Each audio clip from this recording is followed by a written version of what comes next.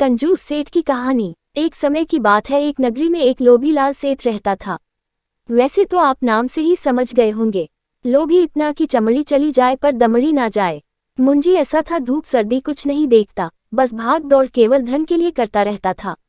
उसके दिमाग में बस एक ही बात बैठी हुई थी कि किसी तरह बहुत बड़ा धनवान बनूं। सुबह शाम रात दिन बस हाय धन करता रहता था।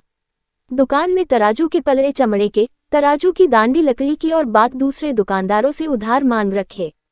अपना एक पैसा खर्च नहीं करता। मंदिर में जाकर रोज दीपक जलाता और कहता, हे शंकर भोले, तू तो बड़ा दयालु है, मुझे एक बार धनवान बनने का मौका दे। ऐसे ही काफी दिन बीत गए तो एक दिन पार्वती माता शंकर जी से बोलती है, हे नाथ, इस लोभीलाल सेठ को देखो, रात दिन हाय धन करता रहता है। प्रभु, मेरे कहने से आप इसको एक बार धनवान बनने का मौका दे, आपकी बड़ी कृपा होगी। शंकर जी बोले, पार्वती तू बड़ी भोली है, इस लोभी लाल को अगर मैंने धनवान बना दिया तो ये दीपक जलाना भी छोड़ देगा। लेकिन पार्वती माता के बार बार जिद करने पर शंकर जी ने कहा, तो ठीक है, मैं इसको एक मौका देता हूँ, आगे इसकी किस्मत।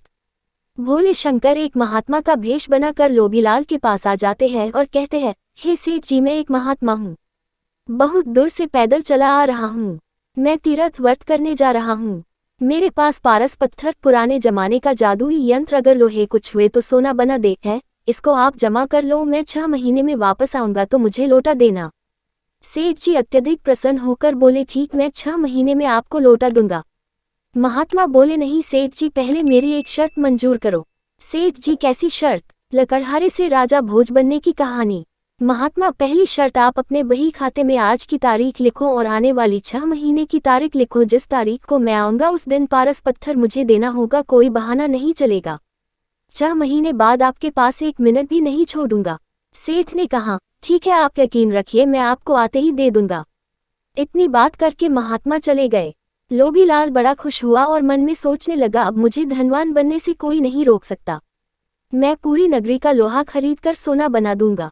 कंजूस सेठ। दूसरे दिन सुबह सेठ जी बाजार गए और लोहे का मोल भाव करने लगे, लेकिन ये क्या, कल तक जिस लोहे का मूल्य 8 आना सेर था वो आज 2 रुपये सेर हो गया। लोभीलाल दूसरी दुकान पर गया, वहां 2.5 रुपये सेर बताया।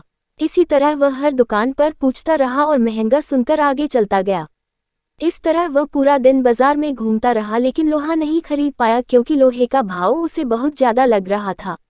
आखिर शाम हो गई तो सेठ ने सोचा, कल सस्ता हो जाएगा तब खरीदेंगे, ये कहकर घर चला गया।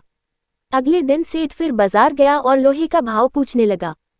पूछते ही उसे कट सा लगा क्योंकि आज लोहे का भाव 3.5 रुपये सेर था।